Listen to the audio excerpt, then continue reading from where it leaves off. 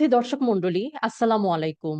দেশ এবং দেশের বাহিরে যে যেখান থেকে আমাদের দেখছেন সবাইকে আজকের অনুষ্ঠানে সুস্বাগতম। আজকের এই অনুষ্ঠানটি সরাসরি সম্প্রচারিত হচ্ছে ড্রিম ইউএসএমএলি ফেসবুক পেজ এবং ড্রিম ইউএসএমএলি অফিসিয়াল গ্রুপে। আমাদের আজকের এই বিশেষ স্বাস্থ্য অনুষ্ঠান হেলথ আওয়ারে আমি ডাক্তার আলভিরা হোসেন জেরি আছি ড্রিম ইউএসএমএলি কমিউনিটি থেকে। আজকের আলোচ্য বিষয় বন্ধ্যাত্ব এবং তার প্রতিকার ও চিকিৎসা। প্রিয় দর্শক, ইনফার্টিলিটি বা বন্ধ্যাত্ব বলতে আমরা যা বুঝি, বর্তমান সময়ে এটি অনেক বড় একটি প্রবলেম। এবং এই প্রবলেমটা আসলে কেন হয়, এনভায়রনমেন্ট কেন বাংলাদেশে বেড়েই চলেছে, বাংলাদেশের এনভায়রনমেন্ট, বাংলাদেশের ওয়েদার, ফুড, এমনকি কিছু কোমরবিডিটি যেমন ডায়াবেটিস, রক্তচাপের কারণেও বন্ধ্যাত্ব হতে পারে। আজকের এই অনুষ্ঠানে আমরা জানবো ইনফার্টিলিটি কি, এটি কি কারণে হয়, ডায়াবেটিস এবং উচ্চ রক্তচাপ কিভাবে ইনফার্টিলিটির কারণ হতে পারে, কোন লক্ষণগুলো অবহেলা করা উচিত নয়, কিভাবে সময় মতো চিকিৎসা ও পরিবর্তনের মাধ্যমে এই সমস্যার প্রতিরোধ সম্ভব, এবং আধুনিক চিকিৎসা পদ্ধতিতে কিভাবে আশার আলো ফিরিয়ে আনা যায়। দর্শক, আপনাদের যদি বন্ধ্যাত্ব, ডায়াবেটিস কিংবা অন্য কোনো স্বাস্থ্য সমস্যা সম্পর্কিত কোনো প্রশ্ন থেকে থাকে, তাহলে সরাসরি আমাদের কমেন্ট বক্সে জানাতে পারেন। প্রিয় দর্শক, আমরা আমাদের অতিথিকে পরিচিতি করিয়ে দেওয়ার আগে আগে আমরা আমাদের যে কমিউনিটি ড্রিম ইউএসএমএলি সম্পর্কে এক ঝলক একটু জেনে আসি। আমাদের দেশ এবং দেশের বাইরে থেকে অনেকেই দেখছেন, তাদের উদ্দেশ্যে ড্রিম ইউএসএমএলির জন্য একটা ছোট্ট সংক্ষিপ্ত পরিচিতি দিতে চাই। Dream USMLE, founded in 2015 by Dr. Abdullah Masood sir, Dream USMLE is a non-profit professional membership-based organization dedicated to support the Bangladeshi students and young physicians for aspiring to pursue a medical careers in the United States. It focus on education, healthcare, and human rights. Dream USMLE serves as a vital platform for empowering individuals addressing both national and global challenges. দর্শক, আমার সাথে রয়েছেন এই মুহূর্তে একজন বিশেষ অতিথি, যিনি এই বিষয় ইনফার্টিলিটি বিষয়ক এক্সপার্ট। আমার সাথে আছেন স্বনামধন্য চিকিৎসক ডক্টর শারমিন আব্বাসী ম্যাম। আসসালামু আলাইকুম ম্যাম। ওয়ালাইকুম সালাম। অনেক ধন্যবাদ ডক্টর আলভিরা, এবং ড্রিম ইউএসএমএলকে ধন্যবাদ জানাই আমাকে যুক্ত করার জন্য। Thank you so much ma'am for coming. Madam fertility এবং আইভিএফ স্পেশালিস্ট, উনি associate professor of United Medical College and hospital. Madam, আমরা কথা বলছিলাম ইনফার্টিলিটি নিয়ে। আমরা আমাদের অনুষ্ঠানের মূল পর্যায়ে এখন চলে যাই। প্রথমত ম্যাডাম, জানতে চাচ্ছিলাম যে বন্ধ্যাত্ব এই জিনিসটা বলতে আসলে কি বোঝায়, কি দেখলে আমরা বলবো যে একজন মানুষ উনি বন্ধ্যতার দিকে যাচ্ছে, বা এটা আসলে কি জিনিস। অনেক ধন্যবাদ ডক্টর আলভিরা।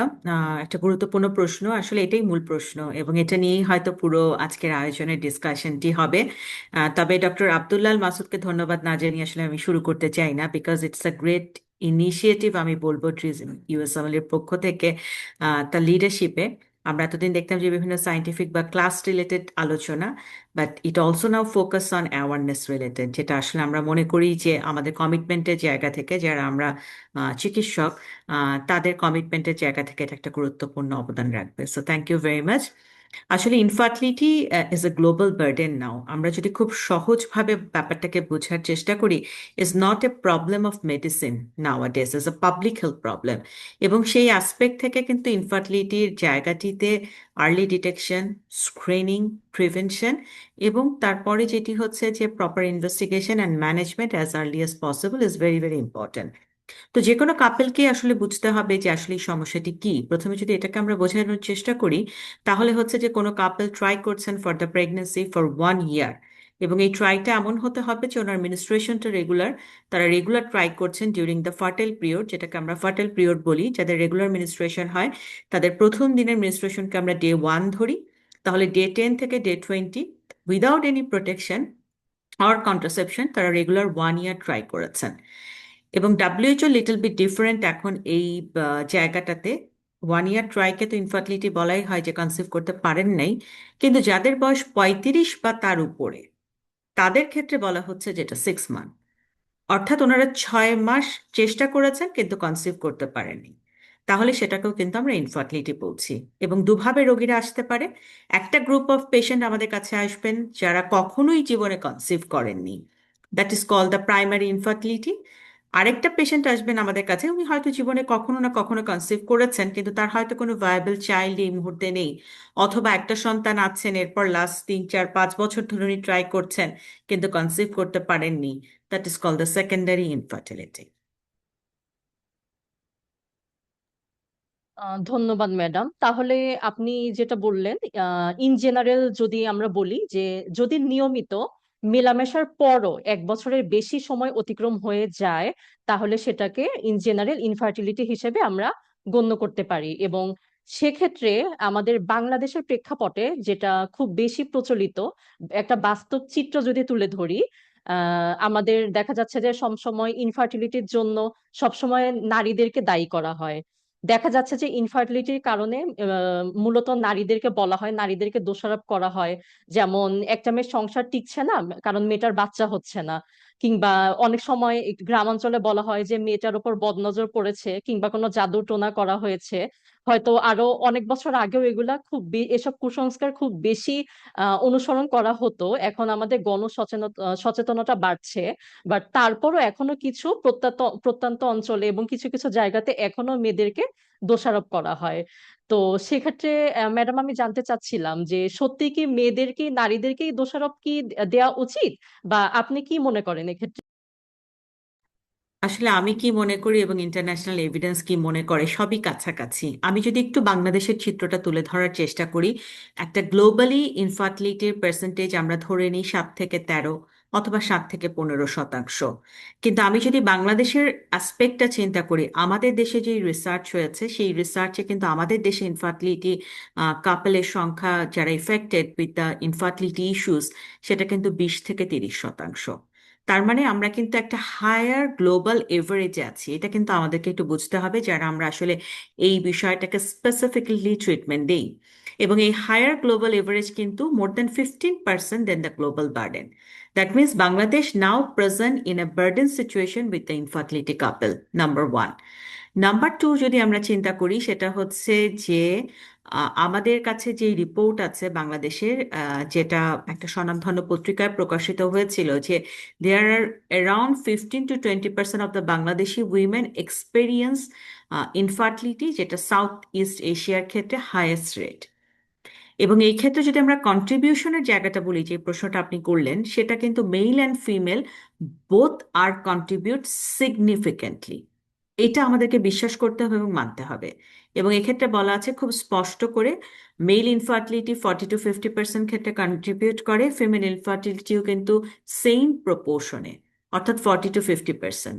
এবং সবচেয়ে দুঃখের জায়গা হচ্ছে যে একটা গ্রুপ থাকে যাদেরকে আমরা বলি আনএক্সপ্লেইন ইনফার্টিলিটি, এবং সেই পার্সেন্টেজটাও কিন্তু খুব হাই, 30 to 35%। অর্থাৎ আপনি কোনো কারণ খুঁজে পাচ্ছেন না, কিন্তু দিনের পর দিন তারা কিন্তু কনসিভ করতে পারছে না, which is call the unexplain infertility. Male factor analysis করছেন, আপনি কোনো কারণ খুঁজে পাচ্ছেন না। ফিমেল ফ্যাক্টর অ্যানালাইসিস করছেন, কোনো কারণ পাওয়া যাচ্ছে না। So they are also suffering with the unexplain infertility, যেটা আসলে এখন আমাদের জন্য একটা বড় ইস্যু হয়ে দাঁড়িয়েছে। এবং বোথ পার্টনার কিন্তু কন্ট্রিবিউশন করছে 15 to 20% ক্ষেত্রে। অতএব ইভালিউশনের জায়গায় আমরা সবসময় অ্যাপ্রিসিয়েট করি এখন টু আওয়ার ক্লিনিক্স, যে মেল এবং ফিমেল ওনারা দুইজন আসবেন, দুইজনের আলাদা হিস্ট্রি শিট হবে, দুইজনের আলাদা প্রোফাইল চেক হবে, ইনভেস্টিগেশন হবে, এবং আসলে কার কারণে এটা হচ্ছে খুঁজে বের করতে হবে। Because this may be due to male factor, this may be due to female factor, this can be both factor is contributing. So কোন জায়গাটাতে সমস্যা, এটা যদি আমরা অ্যাড্রেস না করতে পারি, সেই ক্ষেত্রে কিন্তু আমাদের ট্রিটমেন্টের ক্ষেত্রে একটা ডায়লেমা তৈরি হবে এবং ডিলে, বোথ টুগেদার। আচ্ছা, তাহলে আপনি বললেন যে ইনফার্টিলিটি একজন নারী হতে পারে, কিংবা একজন পুরুষের কারণেও হতে পারে, কিংবা উভয়েরই প্রবলেমের কারণেও হতে পারে। এবং এক্স্যাক্ট। একজন নারী এবং পুরুষ, হাজবেন্ড ওয়াইফ, দুইজনের 50-50, মানে সেম সেম রেশিওতে কন্ট্রিবিউশন থাকতে পারে যদি তাদের সমস্যা থেকে থাকে। এবং একজন নারীও প্রবলেমেটিক হতে পারে, পুরুষও প্রবলেমেটিক হতে পারে, এবং তারা উভয়ই প্রবলেমেটিক হতে পারে ইনফার্টিলিটির জন্য। তাহলে দর্শক, আমরা জানতে পারলাম যে শুধু নারীরাই দায়ী নয়। সো আমাদের আরো বেশি বেশি গণসচেতনতা এ বিষয়ে বাড়ানো উচিত। আম, এখন ম্যাডাম আমি একটু জানতে চাচ্ছিলাম, এই যে বন্ধ্যাত্ব, এটা বাংলাদেশের একটা অন্যতম মেজর সমস্যা এবং ওয়ার্ল্ড ওয়াইড একটা মেজর একটা সমস্যা। তো বন্ধ্যাত্বের কারণগুলা, এই যে আপনি বললেন ম্যাডাম, একজন নারীরও হতে পারে, পুরুষেরও হতে পারে, দুজনেরও হতে পারে কারণগুলা। এখন আমি যদি কারণগুলা স্পেসিফিকলি আলাদা আলাদা ভাবে একজন নারী এবং পুরুষের ক্ষেত্রে জানতে চাই, সেক্ষেত্রে বন্ধ্যাত্বের জন্য একজন নারীর কারণ কি থাকতে পারে, একজন নারীর কি কি বন্ধ্যাত্বের কারণ থাকতে পারে, ওইগুলো একটু জানতে চাচ্ছি। এটা খুবই গুরুত্বপূর্ণ একটা প্রশ্ন, বিকজ আপনি আসলে কখন চিকিৎসকের কাছে যাবেন, আপনি যদি কারণগুলো জানেন, রিস্ক ফ্যাক্টরগুলো জানেন, তাহলে কিন্তু এখানে দুটো জিনিস কাজ করবে। একটা হচ্ছে অ্যাজ আর্লি অ্যাজ পসিবল আপনি যে ট্রিটমেন্ট যাবেন। আরেকটা যেটা হবে আপনার ক্ষেত্রে সেটা হচ্ছে যে আপনি বুঝতে পারবেন যে আপনার এই ধরনের সমস্যা থেকে বন্ধ্যাত্বের দিকে আপনি টার্ন করতে পারেন। তাহলে সেই জায়গাগুলোকে আহ, আপনি অ্যাড্রেস করবেন এবং সেখান থেকে আপনি চাইবেন যে প্রিভেনশন অফ ইনফার্টিলিটি জায়গাটাকে তৈরি করার জন্য। সো ফিমেলদের ক্ষেত্রে আসলে যদি আমরা বলি, আমরা বলেছি যেটা সেটা হচ্ছে যে আমরা ওভুলেশনের কথা জানি, বা সাধারণ বাংলা ভাষায় আমাদের মহিলারা যে শব্দটি বুঝে থাকেন সেটি হচ্ছে যে মাসে মাসে তার এগ রিলিজ হওয়া বা ডিম্বাণু ফোটা বা ডিম প্রস্ফুটিত হওয়া, যেটা একটা ক্রুশিয়াল পার্ট অফ ওভুলেশন এবং হচ্ছে যে crucial part for the pregnancy. যাদের ওভুলেশন হচ্ছে না তাদের ক্ষেত্রে কিন্তু প্রেগন্যান্সি হচ্ছে না। সেই ক্ষেত্রে কোনো ধরনের অ্যাবনর্মালিটি যদি থাকে ওভুলেশনে, যেটা নিয়ার অ্যাবাউট 40% ক্ষেত্রে ফিমেল ইনফার্টিলিটির জন্য দায়ী, সেটা হতে পারে হচ্ছে তার ইনফার্টিলিটির কারণ। ভেরি ইম্পর্টেন্টলি যেই অসুখটার কথা আমরা বলতে চাই, this is actually not a disease, this is actually A syndrome, that is the polycystic ovarian syndrome. And Bangladesh now in a very high burden situation for this polycystic ovarian syndrome. আমাদের ঘরে ঘরে এই ধরনের পেশেন্টগুলো আছে, এবং এই পেশেন্টগুলো কিন্তু আমাদের দেশে তৈরি হচ্ছে ফ্রম দ্য অ্যাডোলেসেন্ট পিরিয়ড। এমন না যে এটা হুট করে তৈরি হয়েছে আফটার দ্য ম্যারেজ। অর্থাৎ পিউবার্টিতে যে মেয়েরা যাচ্ছে, তাদের ওবেসিটি, তাদের হরমোনাল ইমব্যালেন্স, তাদের ইটিং ডিসঅর্ডার, তাদের লাইফস্টাইল, সেখান থেকে high BMI, hormonal disfiguration, polycystic ovary, এবং সেখান থেকে কিন্তু সেটা একটা সিনড্রোমে রূপান্তরিত হচ্ছে। এবং আর্লি স্টেজে তারা যখন আমাদের কাছে প্রেজেন্ট করছেন, ইরেগুলার মিনিস্ট্রেশন নিয়ে প্রেজেন্ট করছেন, তারা একনি নিয়ে প্রেজেন্ট করছেন, হার্সিটিজম বা unwanted hair growth in the face, এটা নিয়ে প্রেজেন্ট করছেন, অথবা তাদের চুল পড়ে যাচ্ছে, এই ধরনের সমস্যাগুলো নিয়ে প্রেজেন্ট করছেন। অ্যাট দ্য সেম টাইম একটা বড় গ্রুপ আছেন যারা থাইরয়েড ডিসঅর্ডারের patient, specially hypothyroidism. Hyperthyroidism also দায়ী, কিন্তু আমরা হাইপোথাইরয়েডের পেশেন্টটা বেশি পাই। দেন হাইপার প্রোল্যাক্টিনেমিয়া। এবং আমরা দেখেছি যে কথাটা আপনার সাথে প্রোগ্রামের আগে আমি ডিসকাশন করছিলাম, যে এখনকার দিনে বাংলাদেশে প্রিম্যাচিউর ওভারিয়ান ফেইলিউর আর প্রিম্যাচিউর মেনোপোজে মেয়েরা চলে যাচ্ছে due to the lifestyle, food habit এবং তাদের বিভিন্ন গাইনোকোলজিক্যাল ডিসঅর্ডারের জন্য আমরা কিন্তু এই ধরনের পেশেন্ট পাচ্ছি। এবং আমাদের জেনারেল মেয়েদের মনেও একটা শব্দ এখন খুব বেশি তারা জানেন বা তারা এই বিষয়ে প্রশ্ন রাখেন, that is the diminished ovarian reserve. অর্থাৎ এইজিং প্রসেসের সাথে অথবা প্রিম্যাচিউর এইজিংয়েও কারো কারো ক্ষেত্রে ওভারি রিজার্ভটা যেমন থাকা দরকার টু গেইন দ্য প্রেগনেন্সি, সেটা কিন্তু তাদের থাকছে না। দ্যাট ইজ আমরা এটাকে দুইটা ভাগে ভাগ করি, একটা হচ্ছে ডিমিনিশড ওভারিয়ান রিজার্ভ, অথবা এটাকে আমরা বলে থাকি লো এমএইচ লেভেল। সো এটা একটা ইম্পর্টেন্ট পার্ট গেল। এরপরে যদি আমি বলি যে একটা নারীর তার প্রেগনেন্সির জন্য কিন্তু তিনটা অর্গান খুব ইম্পর্টেন্ট। ওভারি, ওভারিতে আমি আপনাকে ওভুলেশন নিয়ে প্রবলেমগুলোর কথা বললাম। দেন দ্য টিউবটা ভেরি ইম্পর্টেন্ট, অ্যান্ড ইউটেরাস। টিউবের ক্ষেত্রে বাংলাদেশে যে জায়গাটা নিয়ে আমরা still now doing the struggle with our patient, সেটা হচ্ছে pelvic inflammatory disease. This is very high in our country. এবং আপনি জানেন যে টিবি বা টিউবারকুলোসিসের প্রিভ্যালেন্সও কিন্তু আমাদের দেশে হাই। সেই ক্ষেত্রে আমরা পেলভিক ইনফ্লামেটরি ডিজিজের পেশেন্ট অনেক পাচ্ছি, অ্যান্ড এটা সিকুয়েলি হিসেবে অ্যাজ এ কমপ্লিকেশন আমরা টিউবাল ব্লক বা টিউবাল ফ্র্যাকচার ইনফার্টিলিটির পেশেন্ট পাচ্ছি। সেকেন্ড যেটা, যে কারো ক্ষেত্রে যদি টিউবাল সার্জারির হিস্ট্রি থাকে, সেই ক্ষেত্রেও কিন্তু আমরা দেখছি এই ধরনের problem.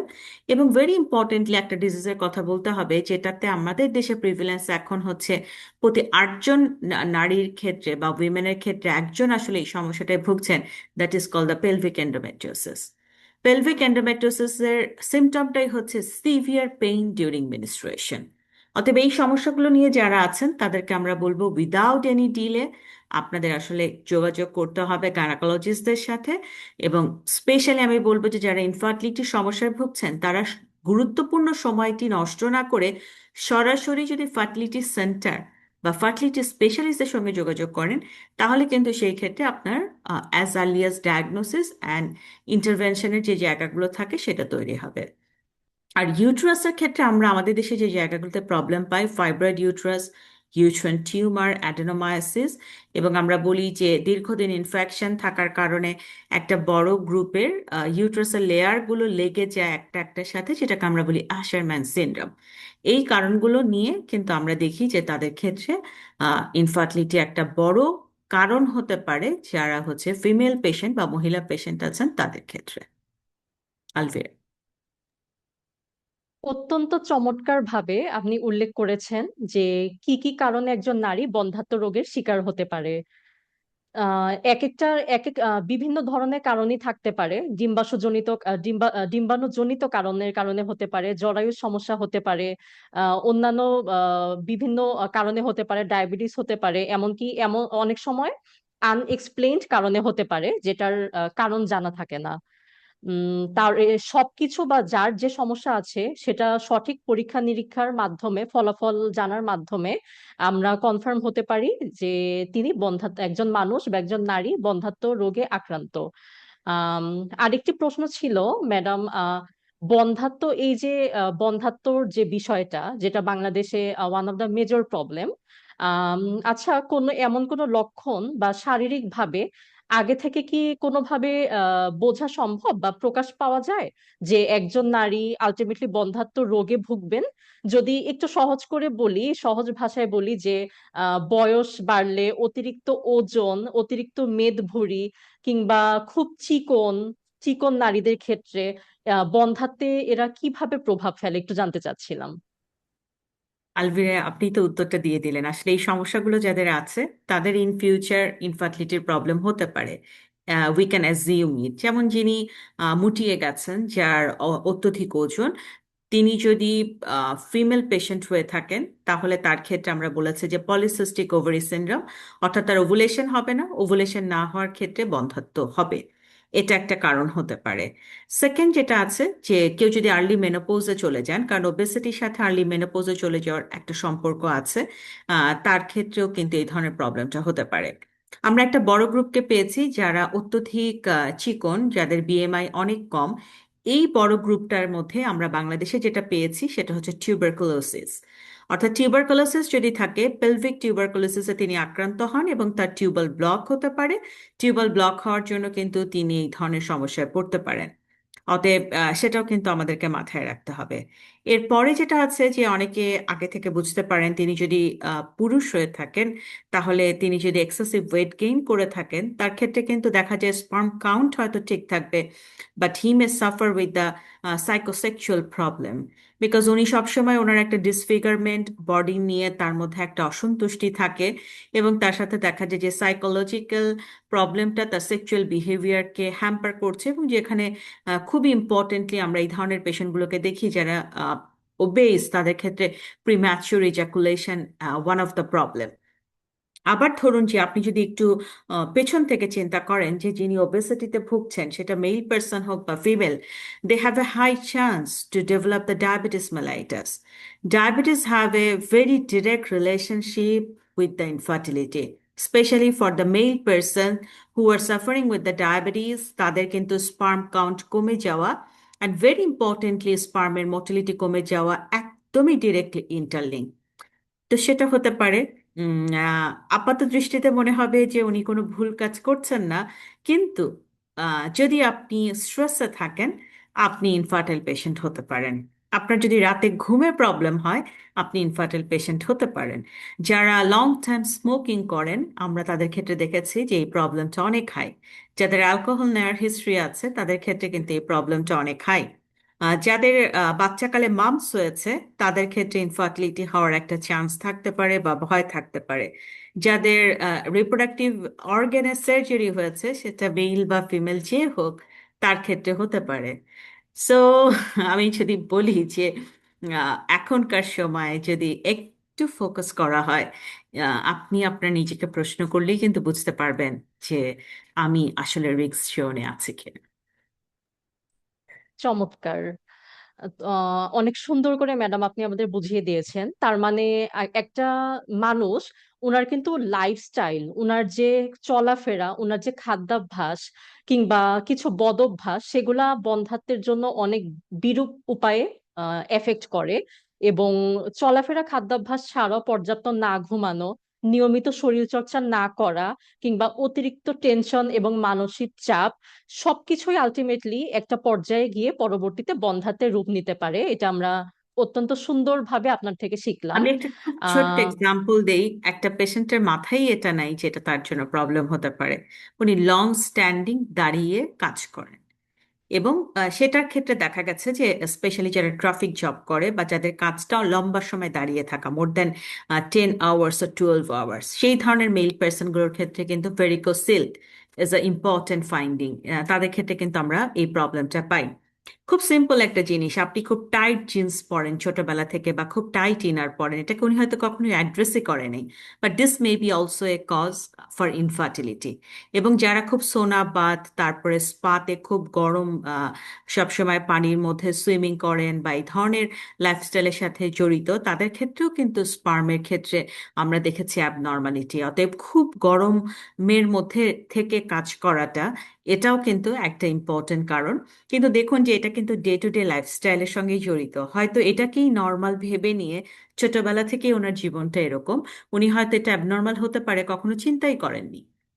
But this all are the causes, যেটা কোনো না কোনো ভাবে তাকে কোনো একটা জায়গায় হারমোনি নষ্ট করতে পারে for the fertility journey. Absolutely. আরেকটা প্রশ্ন সবার মধ্যেই থাকে যে, আচ্ছা, বারবার গর্ভপাত ঘটালে পরবর্তীতে কি বন্ধ্যাত্ব হতে পারে?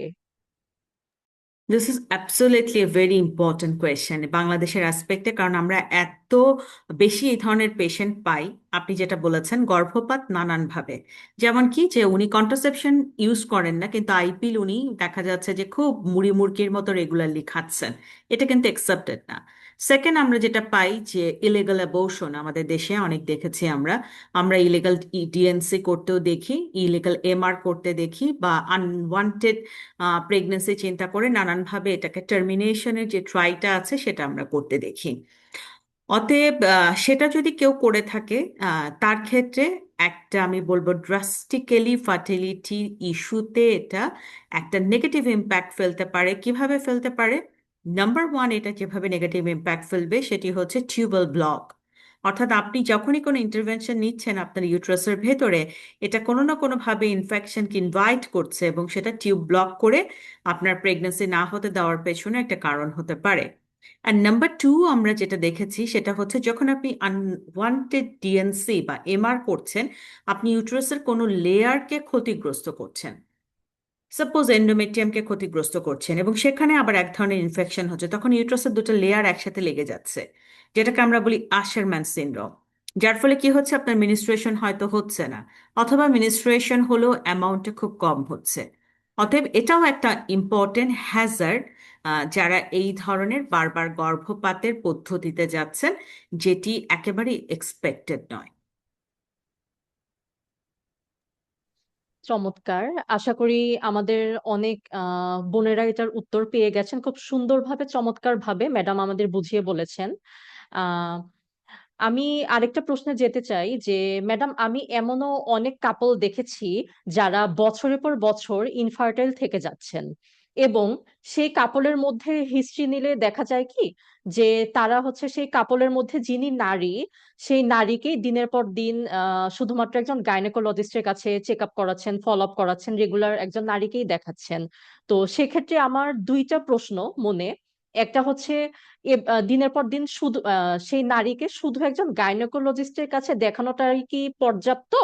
আহ, নাকি একজন স্পেশালিস্ট বা ইনফার্টিলিটি স্পেশালিস্ট ওনার কাছে দেখানোটা খুব জরুরি, যেটা অনেকেই আমাদের মা বোনেরা জানে না এবং অনেক কাপড়রা জানে না। এবং আরেকটা প্রশ্ন হচ্ছে যে একটা কাপলের মধ্যে ইনফার্টিলিটি যেহেতু দুইজনেরই সমস্যা থাকতে পারে, সেক্ষেত্রে বেশিরভাগ সময় দেখা যাচ্ছে যে শুধু নারীকেই দেখানো হচ্ছে ডাক্তারের কাছে। তো সেক্ষেত্রে সেই নারীর সাথে পুরুষ একটা কাপল হিসেবে দুইজনেরই ডাক্তারের কাছে যাওয়া জরুরি, এবং তাদের দুইজনকেই ডাক্তার ডাক্তার দেখানো জরুরি, এবং তাদের দুইজনেরই কিছু পরীক্ষা নিরীক্ষার প্রয়োজন। সে বিষয়গুলো যদি একটু ভেঙে বলতেন ম্যাডাম। এটা আমি বলবো যে আমাদের বাংলাদেশের অ্যাসপেক্টে স্টিগমা সুপারস্টিশন একটা ইম্পর্টেন্ট কারণ, এবং সেই কারণের অন্যতম জায়গা একটা। আমি একটা জায়গা খুব ক্লিয়ার করতে চাই আজকের আয়োজনের মধ্যে থেকে, সেটা হচ্ছে বাংলাদেশে ডিগ্রিধারী ইনফার্টিলিটি স্পেশালিস্ট এখন অনেক। একটা সময় ছিল যারা জেনারেল গাইনি প্র্যাকটিস করতেন তারা ইনফার্টিলিটি রোগীও দেখতেন, তারা অপসের রোগীও দেখতেন, তারা ক্যান্সারের পেশেন্টও দেখতেন, তারা ফিস্টুলার পেশেন্টও দেখতেন। কিন্তু এখন বাংলাদেশে কিন্তু সাব স্পেশালিটি ডেভেলপ করেছে by the Bangladesh College of Physician and Surgeon. এবং হচ্ছে যে আমাদের দেশে এই মুহূর্তে ইনফার্টিলিটির অনেক স্পেশালিস্ট আছেন যারা এফসিপিএস ডিগ্রিধারী বিসিপিএস থেকে, আবার একটা বড় গ্রুপ আছেন যারা দেশের বাইরে থেকে ইউনিভার্সিটি অ্যাফিলিয়েটেড ডিগ্রি করেছেন।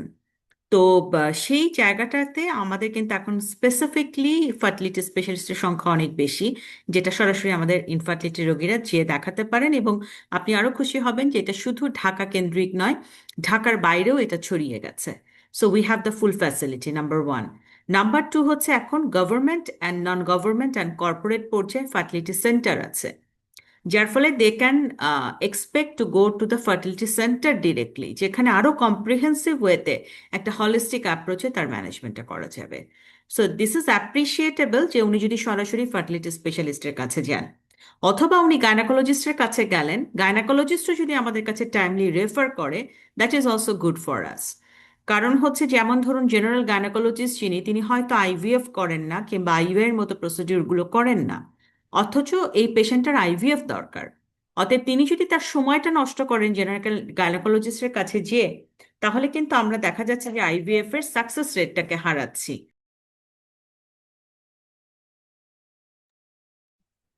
ধন্যবাদ ম্যাডাম। আমরা অত্যন্ত সুন্দরভাবে আমরা একটা সুন্দর বিস্তারিত বর্ণনা পেলাম, এবং আশা করছি আপনার এই উত্তরের মাধ্যমে আমাদের দর্শকদের যে সাধারণ যে কনফিউশন গুলা কাজ করে, যে বন্ধ্যাত্বের জন্য স্পেশালি নিঃসন্তান দম্পতি যারা, তারা কোথায় যাবে, কোন ডাক্তারের কাছে যাবে, কাদের কাছে যাবে, তারা খুব সুন্দর একটা ক্লিয়ার একটা উত্তর পেয়ে গেছে। ধন্যবাদ। আমি এখন একটু জানতে চাচ্ছিলাম যে ম্যাডাম, আপনি যেহেতু বলেছেন নারীর কারণগুলো খুব সুন্দর করে বুঝিয়ে বলেছেন যে নারীদের বন্ধ্যাত্বের কারণ কি কি হতে পারে। আমি এখন একটু জানতে চাচ্ছিলাম যে পুরুষদের ক্ষেত্রে কি কি কারণে বন্ধ্যাত্ব হতে পারে, যদি একটু আলাদা করে বলতেন। পুরুষদের ব্যাপারটা আমরা কিন্তু অনেকটা আলাপ করে ফেলেছি যে তাদের কি কারণে ইনফার্টিলিটি হতে পারে। তারপরেও যদি আমি একটু ফোকাস করি জায়গাটায়, যেমন মেল ইনফার্টিলিটির ক্ষেত্রে কিন্তু একটা ইম্পর্টেন্ট কারণ চিন্তা করতে হবে যে তার হয়তো স্পার্ম তৈরি হচ্ছে না, এটা একটা কারণ হতে পারে। অথবা স্পার্ম তৈরি হচ্ছে, সেটা যে পারফেক্টলি ট্রান্সপোর্ট হয়ে প্রপার ওয়েতে ইজাকুলেশনে স্পার্মটাকে আসতে হবে সেটা হয়তো হচ্ছে না। অথবা তিনি হয়তো কোনো ধরনের সেক্সুয়াল ডিসঅর্ডার বা ইজাকুলেটরি ডিসফাংশনে ভুগছেন। অতএব এই যে কোনো জায়গাতে আমাদের পেশেন্টরা যদি প্রবলেম ফিল করেন, তাহলে কিন্তু বুঝতে হবে যে হ্যাঁ, এখানে কোনো একটা প্রবলেম আছে। এবং এই ক্ষেত্রে যে কারণগুলো হবে তার মধ্যে নাম্বার ওয়ান হচ্ছে ওবেসিটি, নাম্বার টু হচ্ছে যদি কারো হরমোনাল ডিসঅর্ডার থাকে তাহলে সেটা একটা কারণ হতে পারে। আরেকটা যেটা আছে যে কিছু ড্রাগসের কারণেও এটা হয়। আপনি জানেন যে অনেকের প্রয়োজনে কিটোকোনাজল জাতীয় ওষুধ অথবা স্পাইরোনোলেকটেন অথবা এন্টি অ্যান্ড্রোজেন জাতীয় ওষুধ দীর্ঘদিন ধরে কিন্তু নিতে হচ্ছে। অতএব তিনি যদি দীর্ঘদিন ধরে এই ধরনের ড্রাগসগুলো নেন, সেটা কিন্তু একটা ইম্পর্টেন্ট কারণ হতে পারে। এবং যে কথাটা আমি একটু আগে ডিসকাশনে নিয়ে আসছিলাম যে যারা অনেক সময় দাঁড়িয়ে কাজ করেন, তাদের ক্ষেত্রে কিন্তু স্পার্মাটোজেনেসিসে একটা ডিরেক্টলি একটা নেগেটিভ ইম্প্যাক্ট আছে। তারা ভেরিকোসিলের প্রবলেমে ভোগেন, তারা স্ক্রোটাল হিটের প্রবলেমে ভোগেন, তারা সিস্টেমিক বিভিন্ন ডিজিজে ভোগেন। তাদের বিভিন্ন জনের ক্ষেত্রে স্মোকিং এবং অ্যালকোহলের যদি প্রবলেম থাকে, সেটা কিন্তু হতে পারে। এবং ভেরি ইম্পর্টেন্টলি জেনেটিক ডিসঅর্ডারকে আপনি কখনোই বাদ দিতে পারবেন না। এবং আমরা কিন্তু দেখেন যে আনঅ্যাড্রেস থাকে, বাট যখন আমাদের কাছে ইভ্যালুয়েশনে আসে, we are getting many patients who are suffering with the Klinefelter syndrome. যেটা হয়তো একটা স্পোকেন স্টোরি হিসেবে কিন্তু থেকে যাচ্ছে। So this is also very important. So testicular টর্শনে অনেকে ভোগেন, অনেকে ট্রমা হয়, সার্জারি হয়, এই জায়গাগুলো কিন্তু প্রবলেম হতে পারে। এবং আমি মামসের কথা বললাম, this is also very important. ধন্যবাদ ম্যাডাম। আমি একটু জানতে চাচ্ছিলাম যে কিছু বিষয় যেমন ধূমপান, অতিরিক্ত ফোন এবং মোবাইল আসক্তি, অতিরিক্ত পর্ন আসক্তি কিংবা হস্তমৈথুন, এই বদঅভ্যাসগুলা কিভাবে একটা পুরুষকে আলটিমেটলি বন্ধ্যাত্বের দিকে নিতে পারে, এবং এগুলা কি সরাসরি শুক্রাণুর সংখ্যা কমাতে পারে কি, বা একটু মেকানিজমটা জানতে চাচ্ছিলাম। এখানে যেটা হলো সেটা হচ্ছে স্মোকিং স্পার্মের মর্টিলিটিটাকে কমায়, মেইনলি পরিমাণকে হয়তো অতটা কমায় না, কিন্তু motility, motility is very important কি বিকজ ফাস্ট প্রোগ্রেসিভ মর্টিলিটি, অর্থাৎ একটা স্পার্মকে খুব দ্রুত সামনের দিকে এগিয়ে যেতে হবে, এই মর্টিলিটিটা কিন্তু তার থাকতে হবে। It is very important. তো সেটার ক্ষেত্রে কিন্তু আমরা দেখেছি যে যাদের মর্টিলিটি ডিসঅর্ডার, যেটাকে আমরা অ্যাসথানোস্পার্মিয়া বলি, অর্থাৎ মর্টিলিটি প্রয়োজনের তুলনায় খুব কম, সেটা কিন্তু স্মোকিং এর কারণে হয়। সেকেন্ড, আপনি যেটা বললেন যে যাদের পূর্ণ আসক্তি থাকে কিংবা যারা মাস্টারবেশন করে, তাদের ক্ষেত্রেও কিন্তু এটা একটা বড় সমস্যা। এই কারণে এটা সমস্যা, কারণ হচ্ছে যেটা, সেটা হচ্ছে যে এটা বিভিন্ন ইনফেকশনকে ইনভাইট করে, নাম্বার ওয়ান। নাম্বার টু হচ্ছে উনি ওই উপায়ে গ্র্যাটিফিকেশনের চিন্তা করেন, যেটা উনি আসলে খুবই ইম্যাচিওর একটা ওয়ার্ল্ডে দেখতে পাচ্ছেন। That is also important.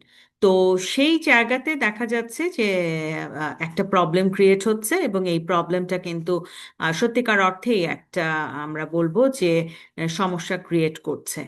অতএব সেই জায়গায় সাইকোসেক্সুয়াল ডিসঅর্ডারের জায়গাটা আমরা আসলে বড় করে দেখতে চাই। ধন্যবাদ। আমি একটু জানতে চাচ্ছিলাম যে ম্যাডাম, যখন একটা কাপল যখন আপনার কাছে আসবে ইনফার্টিলিটি নিয়ে, তখন নিশ্চয়ই নারী এবং পুরুষ উভয়েরই কিছু পরীক্ষা নিরীক্ষার প্রয়োজন আছে। তো সেক্ষেত্রে আমি জানতে চাচ্ছিলাম যে পুরুষের জন্য প্রয়োজনীয় পরীক্ষা নিরীক্ষাটা কি হতে পারে, এবং এই পরীক্ষাতে যদি ধরা পড়ে যে একজন পুরুষের শুক্রাণুর সংখ্যা কম আছে, তাহলে শুক্রাণুর সংখ্যা কম মানেই কি উনি উনার দ্বারা কখনো সন্তান হবে না? এটা একটু ক্লিয়ারলি জানতে চাচ্ছিলাম। আসলে শুধু শুক্রাণুর সংখ্যা দিয়ে জিনিসটাকে ডিসাইড করা যাবে না। এখানে শুক্রাণুর কোয়ালিটিটা কেমন, এটা কেমন কোয়ালিটির শুক্রাণু, এটার মোটিলিটিটা কেমন, এটার মরফোলজিটা কেমন। আপনি জানেন যে একটা শুক্রাণুর অনেক পার্ট থাকে, তার হেড থাকে, টেল থাকে, মিডল পিস থাকে, নিউক্লিয়াস থাকে, সেটার কোনো স্ট্রাকচারাল অ্যাবনর্মালিটি আছে কিনা, এই সব কিছু দায়ী। তো এটি আসলে কোন পর্যায়ে আছেন, হওয়া যাবে না বলে কিছু নাই। যেমন অ্যাজোস্পার্মিয়া দেখে অনেকে ভয় পেয়ে যান, অর্থাৎ আমরা যখন সিমেন অ্যানালাইসিস করি ওখানে দেখা যাচ্ছে যে তার স্পার্ম সংখ্যা 0, তখন হয়তো পরিবার বা তিনি ধরে নেন যে তিনি আসলে কখনো মা হতে মানে প্রেগনেন্সি দিতে পারবেন না। কিন্তু আসলে দেখুন যে সেটা কেন। আমরা অনেক সময় দেখেছি যে তার স্পার্ম তৈরি হচ্ছে, কিন্তু সেটা কোনো একটা জায়গায় অবস্ট্রাকশন হয়ে আছে পাথওয়েতে। সেই অবস্ট্রাকশনটাকে যদি আমরা মাইক্রোসার্জারি করে ছুটিয়ে দিতে পারি, তাহলে কিন্তু উনি কনসিভ করে যাচ্ছেন। অতএব অ্যাবনর্মাল রিপোর্ট পাওয়া মানেই যে আমার জীবন শেষ তা নয়। উই নিড টু ইভালুয়েট ইট, এটার পেছনের কারণটা কি এবং এটার সমাধান কিভাবে সম্ভব। তো সেই ক্ষেত্রে পরীক্ষা নিরীক্ষার ক্ষেত্রে পুরুষের নাম্বার ওয়ান পরীক্ষা হচ্ছে সেমেন অ্যানালাইসিস। ডাব্লিউএইচও ক্রাইটেরিয়া ফলো করে অ্যাকচুয়ালি এটা রিপোর্টটাকে আমরা অ্যানালাইসিস করি এবং কোথায় প্রবলেম আমরা খুঁজে বের করার চেষ্টা করি। যাদের ক্ষেত্রে প্রোডাকশন কম বা হচ্ছেই না, তাদের ক্ষেত্রে আমরা এফএসএইচ একটা হরমোন টেস্ট করি যে আসলে কি ওনার প্রোডাকশন হচ্ছে না, তার মানে কি ওনার হাইপোথ্যালামাস অর্থাৎ ব্রেন থেকে কি এটা সিগন্যালিং আসতেছে না তৈরি হওয়ার জন্য। তো সেটার সাথে কোরিলেট করে আমরা ডিসিশন নিই। যদি কারো এফএসএইচ খুব হাই থাকে, তাহলে আমরা ধরে নিই তার টেস্টিকুলার ফেইলিউর অর্থাৎ তৈরি হচ্ছে না। আর যার এফএসএইচ লেভেল হাই না, নর্মাল আছে, তাহলে আমরা ধরে নিই তৈরি হচ্ছে, কিন্তু এটা আমাদের রিপ্রোডাক্টিভ ট্র্যাকের কোনো একটা জায়গায় আটকিয়ে আছে, এটাকে আমাদের খুঁজে বের করতে হবে এবং এটাকে এক্সট্রাকশন করতে হবে।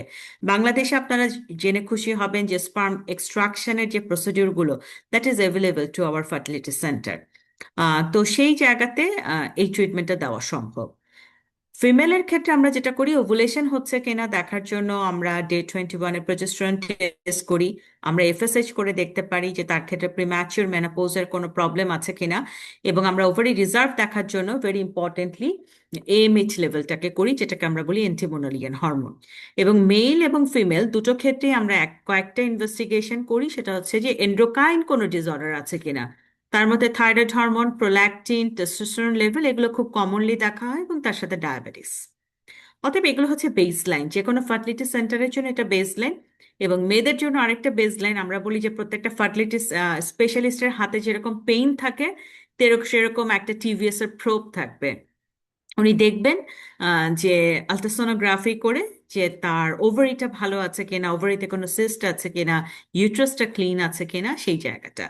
অনেক সময় টিউবাল অ্যাসেসমেন্টের দরকার হয় আমাদের সেন্টারে, যেটা আমরা ইনভ্যারিয়েবলি করি, স্যালাইন ইনফিউশন সোনোগ্রাফি, স্যালাইন দিয়ে টিউব পরীক্ষা।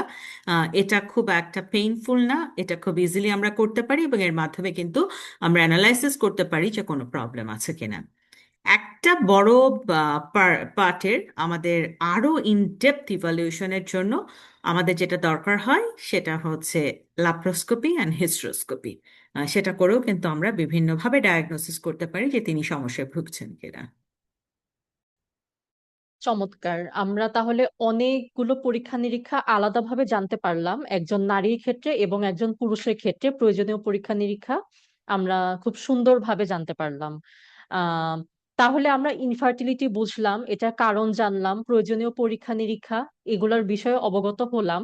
এবার আমি জানতে চাচ্ছিলাম যে ম্যাডাম, ইনফার্টিলিটির জন্য একজন দম্পতিকে তার ইনফার্টিলিটিটা মানে ট্রিটমেন্ট করার প্রসেসটা কি এবং কয় ধরনের চিকিৎসা পদ্ধতি চালু আছে? এটা আসলে অ্যাকর্ডিং টু দ্য কজ। কেন, আপনার ধরুন যদি এখানে আপনার পুরুষ পার্টনারের প্রবলেম থাকে, তাহলে সেটা কারণ হিসেবে আমরা চিকিৎসা করব। পুরুষদের প্রবলেমে আমরা যেটা বলেছিলাম যে সেমেন অ্যানালাইসিসের প্রবলেম যদি দেখি, সেক্ষেত্রে আমরা কিছু ওষুধ দিয়ে থাকি। তিনি যদি থাইরয়েডের প্রবলেমে থাকেন, তাহলে থাইরয়েড রিপ্লেসমেন্ট থেরাপি দিয়ে থাকি। ডায়াবেটিস থাকলে আমরা সেটাকে কারেকশন করি, ব্লাড সুগার লেভেলটাকে নর্মাল নিয়ে আসি।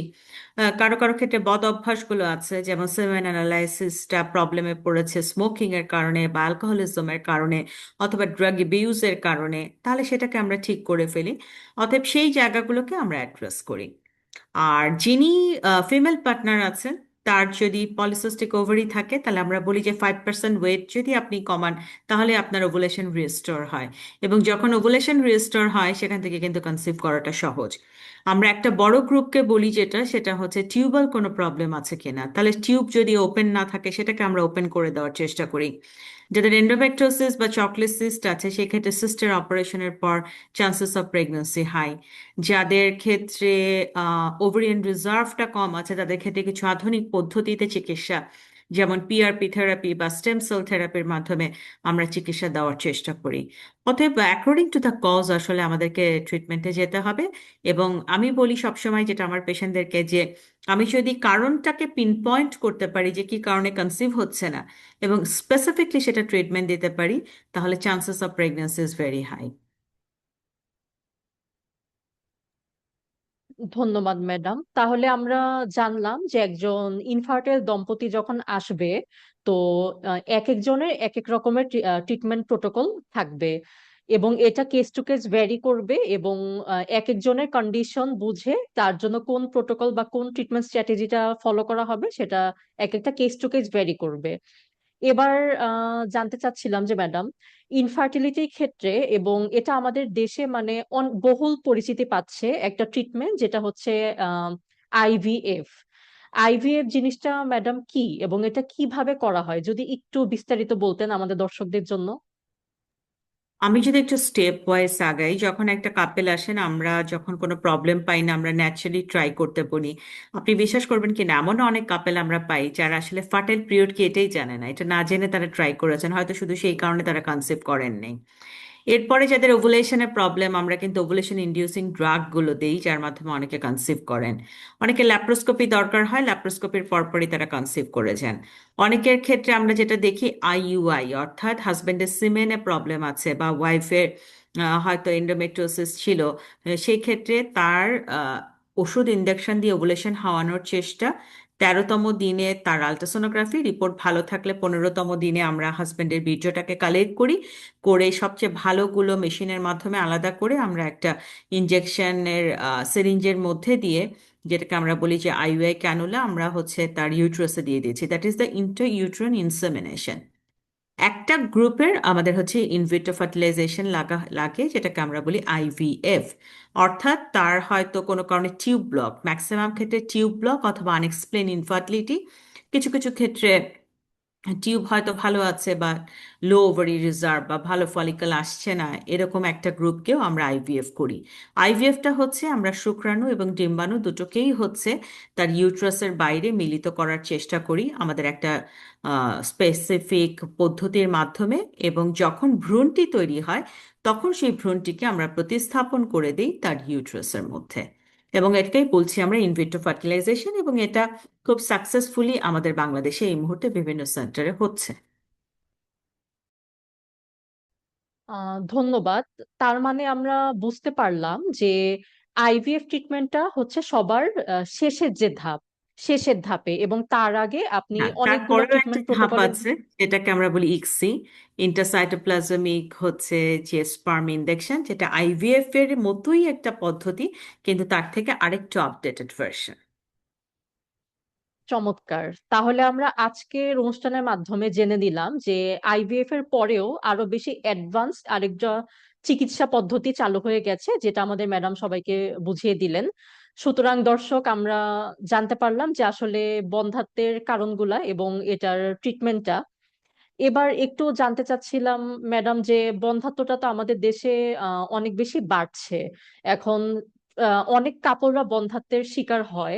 আমি জানতে চাচ্ছিলাম যে বন্ধ্যাত্বের যে চিকিৎসা, সে চিকিৎসা কি খুব বেশি ব্যয়বহুল, বা একটা কাপল, একটা মধ্যবিত্ত পরিবার, তারা বন্ধ্যাত্বের জন্য চিকিৎসা শুরু করতে চাচ্ছে, সেক্ষেত্রে চিকিৎসার এক্সপেন্সটা কিরকম হতে পারে? এটা আসলে ডিপেন্ড করবে কি কারণে ওনার আসলে বন্ধ্যাত্ব হচ্ছে। যেমন ইনভেস্টিগেশন গুলো আপনি যদি আমাদের গভর্নমেন্ট হাসপাতালে যান, খুবই কম মূল্যে উনি করতে পারবেন। অর্থাৎ ডায়াগনোসিস করতে কিন্তু খুব একটা খরচ নাই। এরপরে হয়তো কারো ল্যাপ্রোস্কোপি হিস্ট্রোস্কোপি লাগলো, প্রাইভেট সেক্টরে হয়তো ওনার একটু খরচ লাগছে, কিন্তু গভর্নমেন্ট সেক্টরে অনেক কম মূল্যেই কিন্তু উনি এই সার্জিক্যাল সেবাটা নিতে পারছেন। আইইউআই এর ক্ষেত্রে খরচ বাংলাদেশে 10 থেকে 15 হাজার বা 20 হাজারের মধ্যেই আসলে ওঠানামা করে ম্যাক্সিমাম সেন্টারে। অতএব এটা খুব একটা বড় খরচ বা বার্ডেন আমার কাছে মনে হয় না।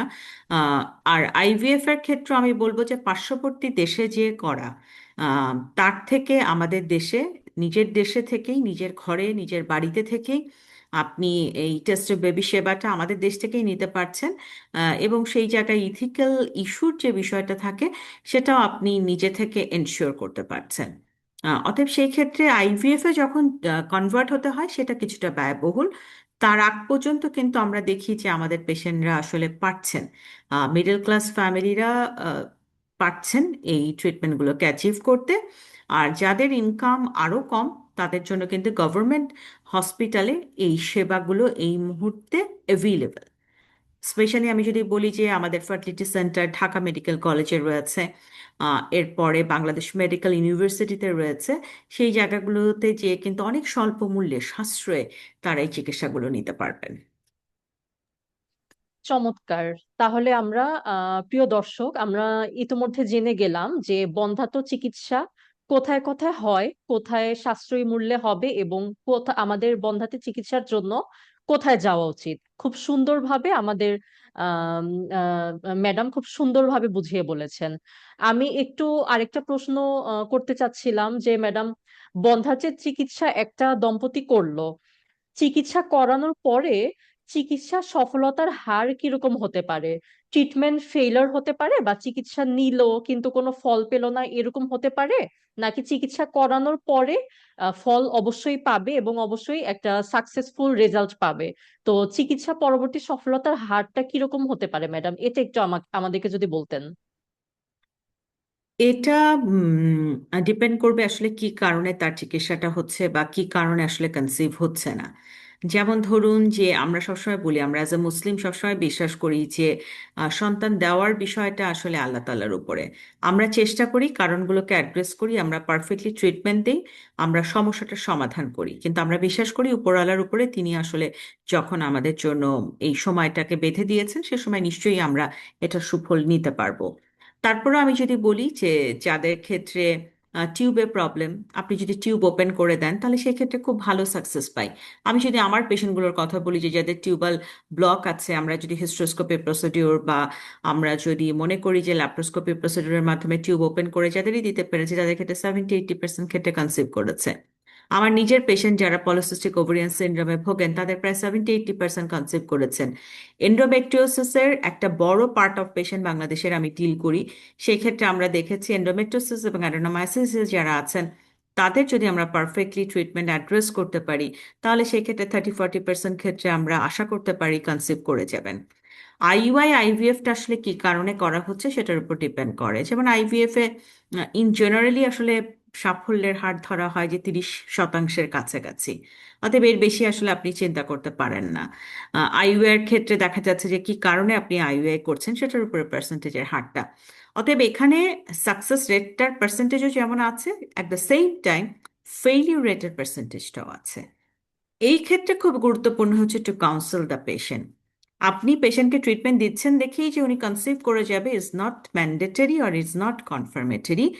এই জন্য ডক্টর পেশেন্ট রিলেশনশিপ এবং ফার্টিলিটি পেশেন্টগুলোকে একটু এক্সট্রা টাইম দাও এবং তাদেরকে ফার্টিলিটি কাউন্সেলিং, অন্য কোনো ডিজিজের ক্ষেত্রে কাউন্সেলিং রুমকে খুব একটা আলাদা করে চিহ্নিত না করা হলেও ফার্টিলিটির প্রবলেমের ক্ষেত্রে আমরা আলাদা করে একটা কাউন্সেলিং রুমকে রাখি। That is also very very important. তো সেই জায়গাগুলোকে একসাথে করলে আমরা বলি যে সত্যিকার অর্থেই এটা আসলে একটা ইম্পর্টেন্ট আমাদের জন্য। ধন্যবাদ ম্যাডাম। আরেকটি প্রশ্ন সবার মনেই জাগে যে বাংলাদেশের প্রেক্ষাপটে এখানে একটা রিলিজিয়াস পারপাসলি একটা প্রশ্ন সবার মনে একটু জাগে যে এই যে আইভিএফ নিয়ে অনেকের অনেক ধরনের ধারণা আছে। তো আমি দুইটা প্রশ্ন করতে চাই যে আইভিএফটা করা এটা কি মা ও শিশুর জন্য নিরাপদ কিনা, এবং আমার দ্বিতীয় প্রশ্নটা হচ্ছে ধর্মীয় অনুসারীদের জন্য যারা রিলিজিয়াস পারপাসে আইভিএফ করাটা কি ধর্মের সাথে কি কন্ট্রাডিক্টরি? এটা একটু স্পর্শকাতর একটা প্রশ্ন, তবে এখানে যেটা বলা আছে ইসলামের দৃষ্টিভঙ্গিতে ইসলাম কোনো তৃতীয় পক্ষকে সাপোর্ট করে না। কিন্তু যদি স্পার্ম অ্যান্ড ওভাম নিজের ওয়াইফ এবং হাজব্যান্ড তারা ইউজ করে আইভিএফ এ যান, এটাতে আসলে ইসলামিক খুব একটা বাধা নেই কোনো। আসলে সত্যিকার অর্থে ইসলামিক স্কলাররা যেই আমাদেরকে ব্যাখ্যাটা দিয়েছেন। সেকেন্ড যে জায়গাটা আছে সেটা হচ্ছে যে ডোনারিজমটা আসলে ইসলাম সাপোর্ট করে না, বা বাংলাদেশেও আসলে এটা ওয়াইডলি ভ্যারিয়েবল না, বা আমাদের পেশেন্টদের জন্য আমরা এটাকে সাপোর্ট করি না। একটা সেমটাইম সারোগেসি, এই জায়গাগুলোতে আমাদের সীমাবদ্ধতা রয়েছে। আদার দেন দ্যাট, রিলিজিয়াস পয়েন্ট অফ ভিউতে আসলে আর অন্য জায়গাতে আমরা কোনো বাধা দেখি না। চমৎকার। তাহলে আশা করছি দর্শকরা তাদের অনেক প্রশ্ন, অনেক জল্পনা কল্পনা এবং কনফিউশন অলরেডি ইতোমধ্যে ক্লিয়ার হয়ে গেছেন, এবং ম্যাডাম খুব সুন্দরভাবে আমাদের উত্তরগুলা দিয়ে দিচ্ছেন। আহ তাহলে আমরা বন্ধ্যাত্বের চিকিৎসার ক্ষেত্রে যে যে বিষয়টা আমরা বুঝতে পারলাম যে বন্ধ্যাত্বের চিকিৎসাটা সঠিক জায়গা থেকে এবং সঠিক এক্সপার্ট ডাক্তারের কাছে চিকিৎসাটা করাতে হবে। এরকম আমাদের দেখা যাচ্ছে অনেকেরই টেন্ডেন্সি থাকে যারা শুধুমাত্র দেখা যাচ্ছে যে বন্ধ্যাত্বের চিকিৎসা করাতে চায় এবং সেটার কারণে একটার পর একটা চিকিৎসক চেঞ্জ করছে হয়তো নিজের ভালো লাগার কারণে, কিংবা বিভিন্ন মেডিকেল সেন্টারে দৌড়াদৌড়ি করছে এবং না জেনেই যে সেগুলা কি অথেন্টিক কিনা, কিংবা ট্রিটমেন্ট সাকসেস হয়তো ইমিডিয়েটলি পাচ্ছে না, যার কারণে হতাশ হয়ে তারা খুব ঘন ঘন চিকিৎসক পাল্টাচ্ছে কিংবা মেডিকেল সেন্টার গুলো খুব ঘন ঘন চেঞ্জ করছে। সুতরাং তাদের জন্য আজকে এই মেসেজটাই থাকবে যে অবশ্যই যদি একজন স্পেশালিস্ট, শুধু গাইনোকোলজিস্ট নয়, একজন ইনফার্টিলিটি স্পেশালিস্টের কাছে গিয়ে যদি সঠিক সময়ে সঠিক সমস্যা আইডেন্টিফাই করলে প্রয়োজনীয় পরীক্ষা নিরীক্ষার মাধ্যমে, এবং যদি ধরা পড়ে যে তার আসলে তাদের কোন সমস্যার কারণে ইনফার্টিলিটি হচ্ছে এবং সেটা সঠিক চিকিৎসা যদি চিকিৎসা বিশেষজ্ঞ ডাক্তারের পরামর্শ অনুযায়ী পালন করা যায়, তাহলে আশা করছি বন্ধ্যাত্বের একটা সুন্দর একটা সাকসেসফুল একটা সফলতার হার পাওয়া যাবে। এবং আম, আরেকটা বিষয় একটু জানতে চাচ্ছি ম্যাডাম, একটা দম্পতি প্রথমবার আইভিএফ করলো, আইভিএফ প্রথমবার করার করার পরে কোনো কারণে তাদের ট্রিটমেন্ট ফেইলার হলো, তো সেক্ষেত্রে কি এখানেই কি শেষ, নাকি তারা আরো একাধিকবার আইভিএফ এর জন্য চেষ্টা করতে পারবে? আইভিএফ এর তো আসলে কোনো রেস্ট্রিকশন নাই, তিনি যতবার চাইবেন পারবেন। আমার কাছে এক পেশেন্ট আসছিলেন, উনি 7বার আইভিএফ করেছেন। একজন আছেন এই মুহূর্তে ট্রিটমেন্ট নিচ্ছেন, যিনি 3বার আইভিএফ করেছেন, একজন 5বার আইভিএফ করেছেন। তো এটাকে আসলে কোনো রেস্ট্রিকশনে ফেলা যাবে না, কারণ যদি কারো আইভিএফ ইন্ডিকেটেড থাকে সেক্ষেত্রে পেশেন্ট তার সামর্থ্য অনুযায়ী আসলে একাধিকবার এটা করতে পারেন।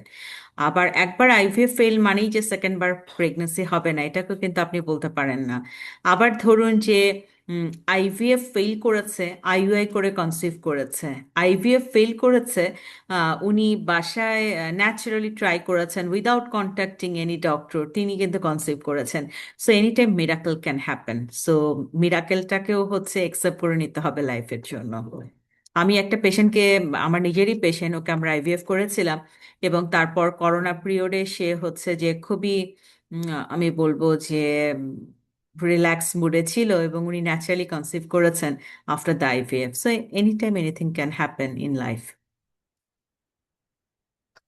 চমৎকার, ধন্যবাদ ম্যাডাম। আমরা আসলে এই অনুষ্ঠানটির মাধ্যমে আপনাকে পেয়ে অনেক কিছুই আমরা শিখছি এবং জানছি। আশা করছি আমাদের দেশবাসীর সবার জন্য অনেক উপকার হবে যারাই দেখছেন।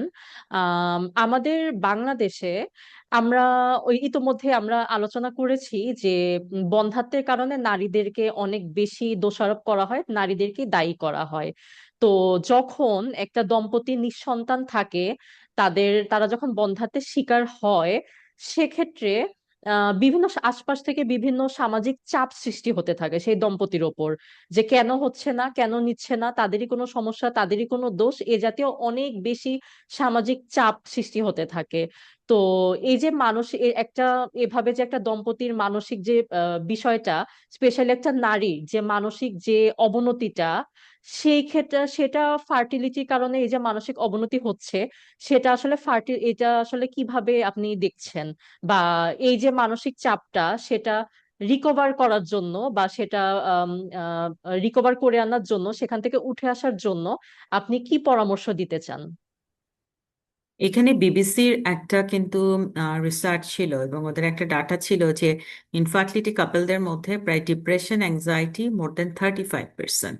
অতএব এটাকে ইগনোর করার কোনো উপায় নেই। অর্থাৎ mental health issue is a big issue এটার সাথে, বিকজ সোশ্যাল স্টিগমা। আমার যেমন আজকেও আমি যে সার্জারিটা করেছি সকালবেলা, patient trying for the pregnancy for 7 years, আমার ওটি টেবিলে পেশেন্ট আমার হাত ধরে সে মোটামুটি ইমোশনাল, এবং সে খুব কান্না করলো যে আই নিড সাম সলিউশন। তার চকলেট সিস্ট আছে, অ্যাডেনোমায়োসিস আছে, ফাইব্রয়েডও আছে সাথে। সেই সার্জারিগুলো আমরা সকালবেলা করলাম, আমরা সমাধান দেওয়ার চেষ্টা করলাম। বাট পেশেন্ট কিন্তু একটা মেন্টাল হেলথ ক্রাইসিসে ভুগছেন। আমি এরকম বেশ অনেকগুলো কাপেলকে চিনি যাদের হাজবেন্ড একাধিক বিয়ে করেছেন। আমি এরকমও দেখেছি যে একজন মেইল পার্টনার, তিনি 4টা বিয়ে করেছেন। ফিফথ বিয়েতেও তার কনসিভ হলো না, এবং তখন জানা গেল যে উনি একজন অ্যাজোস্পার্মিয়ার পেশেন্ট। আমি এমন একজনকে চিনি যিনি ক্লিন ফিল্টার পেশেন্ট, কিন্তু সেটা ডায়াগনোস ছিল না, এবং তিনি কিন্তু একাধিক বিবাহ বন্ধনে আবদ্ধ হয়েছেন। অতএব এই জায়গাতে কিন্তু মেয়েরাই আমাদের দেশে অনেক বেশি, কিন্তু আমি দেখেছি যে আমরা যদি বলি যে অবিচারের শিকার, সেটা আমাদের মেয়েদের মধ্যে বেশি যাচ্ছে। ছেলেদের যে একটা প্রবলেম, এটা আমাদের অনেক ইমপ্রুভ করেছে এই মেসেজটা ডিসেমিনেটেড করার জন্য। বিকজ এরকম আজকে যেমন অ্যাওয়ারনেস প্রোগ্রাম হচ্ছে, এরকম অসংখ্য অ্যাওয়ারনেস প্রোগ্রাম আমার নিজেরই মনে আছে যে এন্ডোমেট্রিওসিস, ইনফার্টিলিটি, এই জিনিসগুলো নিয়ে আমি যখন কোভিড টাইম আমরা সবাই ঘরে আটকা ছিলাম, 101টা এপিসোড আমি করেছিলাম শুধুমাত্র এই ইস্যুগুলোকে জেনারেল পিপলের কাছে বুঝিয়ে দেওয়ার জন্য ভার্চুয়াল প্ল্যাটফর্মে। তো সেই জায়গা থেকে আসলে এখন অনেকটা আমরা অ্যাওয়ারনেসের জায়গা তৈরি করতে পেরেছি, but we need to run more. আমাদেরকে আরো হাঁটতে হবে। কারণ এই যে দেখেন 4টা বিয়ে করার পর ফিফথ জায়গায় যে উনি যখন জানলো যে ওনার অ্যাজোস্পার্মিয়া, এবং যেটা হচ্ছে যে ওনার স্পার্ম প্রোডাকশন হচ্ছে না তার জন্মের পর থেকে, এবং উনি কখনোই আসলে সন্তান দিতে পারবেন না। কিন্তু এই যে 4টা 5টা পরিবারের যে জীবনটা নষ্ট হলো, এটা তো আসলে কাম্য নয়। অতএব সেই জায়গাতে আমরা যত বেশি অ্যাওয়ারনেসটাকে পৌঁছে দিতে পারবো, তত আসলে জিনিসগুলো সহজ হবে। ধন্যবাদ ম্যাডাম। এবার আমি একটু জানতে চাচ্ছিলাম আরেকটা ভিন্ন রকম বিষয়ে, যে একজন ইয়াং পেশেন্ট, একটা নারী, বেশ ইয়াং, উনি আহ, হয়তো কোনো কারণে উনার যেটা আপনি আমাদেরকে অলরেডি জানিয়েছেন, একটা নারীর ক্ষেত্রে বন্ধ্যাত্বের যে কারণগুলো, অনেকগুলো কারণ আপনি আমাদেরকে ডিটেলসে আলোচনা করেছেন, যে ইউটেরাইন ফাইব্রয়েড বা হচ্ছে পলি বা সিস্ট বা যে কোনো কারণেই হচ্ছে একটা মানুষের বন্ধ্যাত্ব হতে পারে, অনেকগুলো আপনি বলেছেন, পিসিওএস এবং থাইরয়েড অনেকগুলো বলেছেন। তো আমি একটু জানতে চাচ্ছিলাম যে এই যে রিপ্রোডাক্টিভ যে কোনো অর্গানে একটা ইয়াং মেয়ে যার কোনো একটা ডিজিজ হয়েছে, যার কারণে তার এখন কোনো অস্ত্রোপচার বা সার্জারিতে যেতে হবে, কিংবা এমন কোনো সিচুয়েশন ক্রিয়েট হলো যে তার ক্যান্সার ধরা পড়েছে কোনো একটা পেশেন্টের, যার কারণে তার রিপ্রোডাক্টিভ অর্গানে কোনো একটা সার্জারিতে যেতে হবে, কিন্তু তার বয়স এতটা ইয়াং যে তার এখনো ফ্যামিলি প্ল্যানিং তারা করেনি এবং তাদের ফ্যামিলি করাটা জরুরি। তো সেক্ষেত্রে ম্যাডাম আমি জানতে চাচ্ছিলাম যে এই যে ফার্টিলিটি প্রিজার্ভ করে যেন সার্জারির পরও তারা যেন ফার্টাইল হতে পারে, কিংবা ফার্টিলিটি প্রিজার্ভের কি অপশন আছে, বা কিভাবে ফার্টিলিটিটাকে ধরে রেখে তার ফার্টিলিটিটাও হলো এবং তার ট্রিটমেন্টটাও চালানো যায়, এ বিষয়ে যদি আমাদেরকে একটু ধারণা দিতেন। এটা খুব একটা টাইম ডিমান্ডিং কোয়েশ্চেন, বিকজ আমরা এখন অনেক ইয়াং এইজের ছেলে বা মেয়েকে পাই যারা বিভিন্ন ক্যান্সারে ভুগছে। সো ক্যান্সার মানেই আসলে উনি কখনো বিয়ে করবেন না বা ওনার সন্তান হবেন না তা নয়, কারণ আপনারা জানেন যে ক্যান্সারের ট্রিটমেন্ট এখন অনেক অ্যাডভান্স হয়েছে এবং আমাদের দেশে এটা আসলে অনেক অ্যাডভান্স। সেই জায়গা থেকে ক্যান্সারের যে কোনো পেশেন্ট কিন্তু তার লাইফ যদি এক্সপেক্টেন্সি বেড়ে যায় তিনি যে কোনো সময় কনসিভের জন্য ট্রাই করতে পারেন। সেই ক্ষেত্রে fertility preservation is a big issue. যেমন ধরুন কারো কেমোথেরাপি বা রেডিওথেরাপি লাগবে, সেটা পুরুষ যদি হয় তাহলে সেই কেমো বা রেডিওথেরাপি দেওয়ার আগে আমরা কিন্তু তার স্পার্মটাকে প্রিজার্ভ করতে পারি, এবং এটা অনেক লম্বা সময় রাখা যায়, কয়েক বছর এটাকে আমরা প্রিজার্ভ করে রাখতে পারি। একজন ইয়াং গার্ল, তিনি হয়তো কোনো সার্জারিতে যাবেন তার গাইনোকোলজিক্যাল ট্র্যাক্টের, স্পেশালি যদি বলি যে তার ওভারিয়ান ক্যান্সার, ওভারিটাকে কেটে ফেলতে হবে, সেই ক্ষেত্রে কিন্তু আমাদেরকে এগ প্রিজার্ভ করার একটা অপশন আছে বা ওভাম প্রিজার্ভ করার একটা অপশন আছে। সো ফার্টিলিটি প্রিজার্ভেশনের অপশনটা আমাদের দেশে এই মুহূর্তে অ্যাভেলেবেল এবং ফার্টিলিটি সেন্টারগুলোতে অ্যাভেলেবেল। অতএব এই ক্ষেত্রে ক্যান্সার অথবা আর্লি এই যে গাইনোকোলজিক্যাল সার্জারি তে যারা যাচ্ছেন তারা কিন্তু ইজিলি স্পার্ম, ওভাম অথবা এমব্রায়ো প্রিজার্ভ করে রাখতে পারেন ফর দ্য ফিউচার ফার্টিলিটি। চমৎকার, চমৎকার। আমরা আসলে আসলে অনেক সুন্দর সুন্দর এবং অনেক জরুরি ইনফরমেশন এবং তথ্য ম্যাডাম আপনার মাধ্যমে আমরা জানতে পারছি। ইনশাল্লাহ আশা করি আমাদের দর্শকরা অনেক বেশি উপকৃত হচ্ছেন আপনার প্রত্যেকটা কথার মাধ্যমে, এত সুন্দর করে আপনি বুঝিয়ে বলছেন। তো ইতোমধ্যে ম্যাডাম আমাদের এই অনুষ্ঠানে অনেক দর্শকের পক্ষ থেকে আপনার জন্য অনেকগুলো প্রশ্ন জমে আছে। আমি এখন একটা একটা করে প্রত্যেকটা দর্শকের প্রশ্নগুলা যেগুলো আপনার উদ্দেশ্যে করা হয়েছে আমি একটা একটা করে পিক করছি। আহ প্রথমে একজন আমাদের দর্শক কুলসুমা হক, উনি জানতে চেয়েছেন যে if anyone having one sided tube block so that they can't go for IUF treatment, so what they can do for her treatment? Actually এক পাশে যদি টিউব ওপেন থাকে আমরা আসলে এত উরিড হই না, বিকজ ওই পাশের টিউবটা তো ফাংশনিং। আমরা ওই পাশের একটা টিউব দিয়েই তাকে ট্রাই করতে বলি, ন্যাচারালি ন্যাচারালি না হলে আমরা কিছু ড্রাগস ইউজ করি, এবং আরেক পাশের টিউবটা ফাংশনিং কিনা সেটা দেখতে হবে, বিকজ টিউব শুধু থাকলেই হবে না, the tube should be functioning. এবং সেই ক্ষেত্রে কিন্তু একটা কথা আপনারা মনে রাখবেন যে টিউব ওপেন আছে, বাট টিউব, ওভারি এবং হচ্ছে যে ইউটেরাসের রিলেশনশিপটা মেনটেন নেই। অর্থাৎ টিউবটা ওপেন বা টিউবটা হয়তো পিছনের দিকে পড়ে আছে বা পেঁচিয়ে আছে, বা টিউবটা হয়তো কোনো কারণে অত্যধিক অ্যাডহেশনের অবস্থায় আছে, that means the tube, ovary and আপনার ইউটেরাসের রিলেশনশিপ মেনটেন হচ্ছে না, তাহলে কিন্তু হবে না। তো ইউনিল্যাটারাল টিউব ব্লকে যদি এই জিনিসগুলোকে আমরা এনশিওর করতে পারি তাহলে কিন্তু খুব একটা প্রবলেম নাই কোনো, তিনি কনসিভ করতে পারবেন। আর লাস্ট রিসোর্ট হিসেবে আইইউআই বা আইভিএফ কে তো ট্রিটমেন্ট অপশন হিসেবে আমরা নিতেই পারি, সেটা লিটল বিট লেটার। চমৎকার।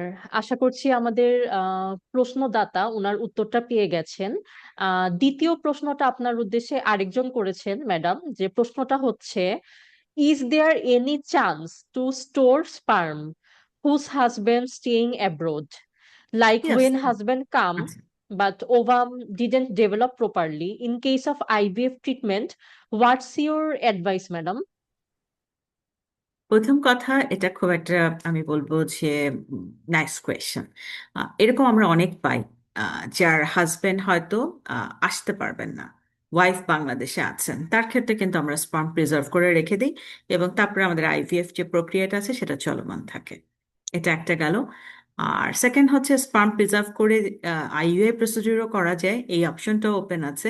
তবে এই জায়গাটাতে কাপলদেরকে কাউন্সেলিং করে আসলে ইয়েস করানোটা লিটল বিট আমাদের জন্য কঠিন হয়। তো সেই জায়গাতে হচ্ছে স্পার্ম প্রিজার্ভেশন করে ইজিলি রাখা যায়। যিনি পরবর্তীতে এটাকে যদি ব্যবহার করতেছেন সেটা করতে পারবেন। চমৎকার, ধন্যবাদ ম্যাডাম। আশা করছি উনি ওনার প্রশ্নের সঠিক এবং সুন্দরভাবে সাবলীলভাবে ওনার উত্তরটা পেয়ে গেছেন। আসলে দর্শকরা আপনার থেকে অনেক কিছু জানতে চায় এবং অনেক বেশি উপকৃত হচ্ছে আশা করি। আহ আরেকটা প্রশ্ন আছে ম্যাডাম আপনার জন্য।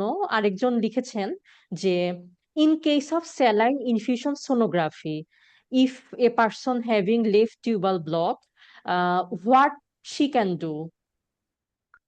এই ক্ষেত্রে রাইট যদি টিউব ওপেন থাকে, we can try for the natural pregnancy or other procedure. তারপরেও যদি কনসিভ না হয়, then laparoscopy and hysteroscopy may be a good option, because left টিউবটা আসলে কোন লেভেলে ব্লক, কেন ব্লক, সেটাকে ওপেন আপ করে দেওয়ার কোনো অপশন আছে কিনা সেটার জন্য চেষ্টা করা। এবং সেক্ষেত্রে দেখা যায় যে ল্যাপ্রোস্কোপি হিস্ট্রোস্কোপি করি ম্যাক্সিমাম ক্ষেত্রে কিন্তু সমাধান করা যায়। সেক্ষেত্রে আইভিএফ পর্যন্ত আসলে যেতেও হয় না। ধন্যবাদ ম্যাডাম, আশা করছি উনি ওনার উত্তরটি পেয়ে গেছেন। আরেকজন ইতোমধ্যে এখানে প্রশ্ন করেছেন যে after IVF treatment is there any restriction to travel? Usually no. তারপরও আমরা বলি কিছুটা রেস্টে থাকলে ভালো। আপনি আজকে আইভিএফ করে কালকেই আপনি ফ্লাই করলেন, এগুলো আমরা একটু ডিসকারেজ করি, আমরা একটু রেস্ট্রিকশন দিই। বাট এটাকে আপনি অ্যাবসোলিউট ইন্ডিকেশন বলতে পারবেন না, বাট ইটস বেটার। ধন্যবাদ ম্যাডাম। আরেকজনও আইভিএফ নিয়ে আরেকটি প্রশ্ন করেছেন। উনি জানতে চেয়েছেন যে what are the pre requisite for IVF treatment? IVF ট্রিটমেন্টের আসলে প্রিরিকুইজিট বলতে বোঝাচ্ছে পারফেক্ট ইন্ডিকেশন, প্রথম কথা যে আসলে এটা পারফেক্টলি ইন্ডিকেটেড কিনা। সেকেন্ড যেটা দেখেন, আইভিএফটা মানে কি আপনার টিউব প্রপারলি কাজ করছে না, কিন্তু আপনার এগ আসবে তো, সেই ব্যাপারের আসলে ইন্ডিকেশনটা আমরা দেখছি কিনা। সেকেন্ড যেটা, সেটা হচ্ছে আপনার ইউট্রাস এটা বসবে, সেক্ষেত্রে ইউট্রাসটা ক্লিন আছে কিনা, ইউট্রাসের বেডটা ক্লিন আছেন কিনা। কারণ আইভিএফ করে তো আমি এমব্রায়োটা ট্রান্সফার করবো টু ইউর এন্ডোমেট্রিয়াম, সেক্ষেত্রে যদি বিশাল বড় বড় সেখানে টিউমার থাকে তাহলে কিন্তু সেটা পারফেক্টলি বসতে পারবে না।